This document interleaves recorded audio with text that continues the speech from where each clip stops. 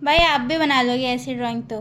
क्या आप भी बनाना चाहते कुछ ऐसी ऐसी ऐसी या ऐसी ड्राइंग? तो गाइस मैंने सोचा कि मैं आपको भी सिखा देती हूँ कि कैसे मैं अपनी ड्राइंग्स की आउटलाइनिंग बनाती हूँ। तो पहले मैंने खुद ही एक ड्राइंग बना के टेस्ट कर लिया कि मेरी आउटलाइनिंग स्किल्स इतनी अच्छी है क्या जो मैं आपको सिखा सकती हूँ, एंड मुझे तो ये सही लगी है।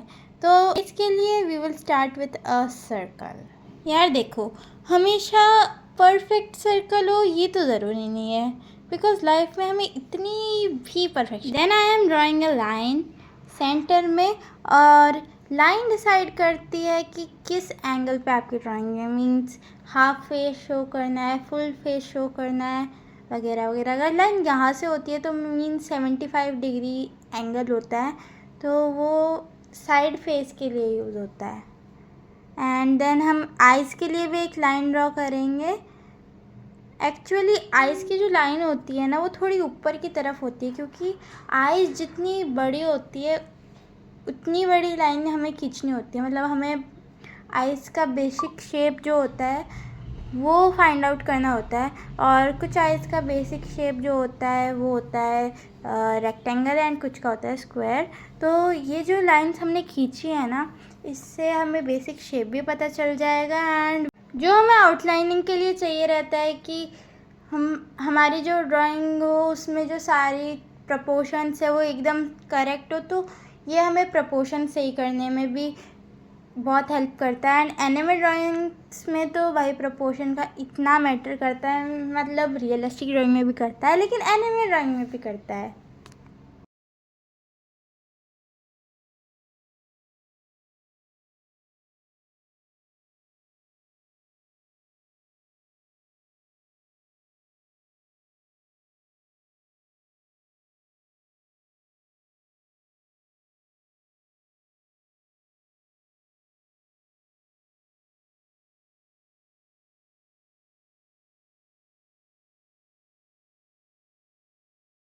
जैसे कि आइज़ की ड्राइंग कंप्लीट हो चुकी है, तो अब बारी आती है नोज़ को फीचर करने की।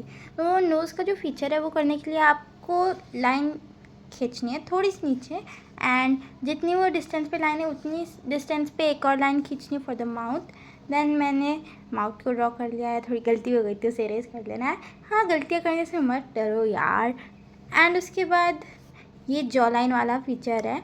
मतलब जॉ लाइन क्या होता है, मतलब जितना गैप आपका जॉ लाइन में होगा ना उतनी ही कैरेक्टर की एज बढ़ जाएगी, एंड जितना कम होगा उतनी कम एज लगेगी। तो यहाँ पे मैंने बीच में रखा है, मतलब इतनी भी ज़्यादा लॉन्ग नहीं करी है, बिकॉज नारुतो कोई सिग्मा मेल थोड़ी ना है।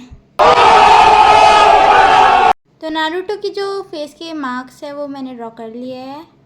तो यहाँ पे आईब्रोज़ के लिए भी एक लाइन होती है, लेकिन मैंने वो नहीं बनाई क्योंकि इसका जो हेयर बैंड है उसकी वजह से इसकी जो आईब्रोज़ है वो बहुत कम दिख रही है। तो हम डायरेक्टली हेयर बैंड की ही लाइन बना देंगे। एंड यहाँ पे मैंने थोड़ी बहुत डिटेलिंग कर दी है। देन हमने ये इसका ऊपर का बना लिया, इसके साइड के बाल है।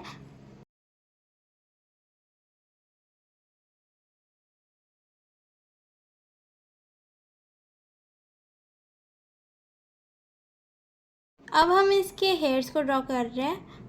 हेयर्स को ड्रॉ करना इतना भी मुश्किल नहीं होता, लेकिन कुछ लोगों को लगता है बस स्ट्रेट सेट लाइन्स तो खींचनी है। आफ्टर दिस में जल्दी से इसे मतलब अच्छे से जो भी लीफ विलेज का है हम सिंबल उसे ड्रॉ कर लेते हैं। अब बारी आती है ईयर्स की। ईयर्स जो होता है ना वो हमेशा आई की लाइन में होता है। तो जहाँ पर आइज़ का ऊपर वाला पार्ट है वहाँ पे ईयर्स से की स्टार्टिंग होगी, मतलब ईयर्स ड्रॉ करना है आपको, वहाँ से शुरू करना है। एंड ये यहाँ पे मैं हेयर्स ड्रॉ कर रही हूँ।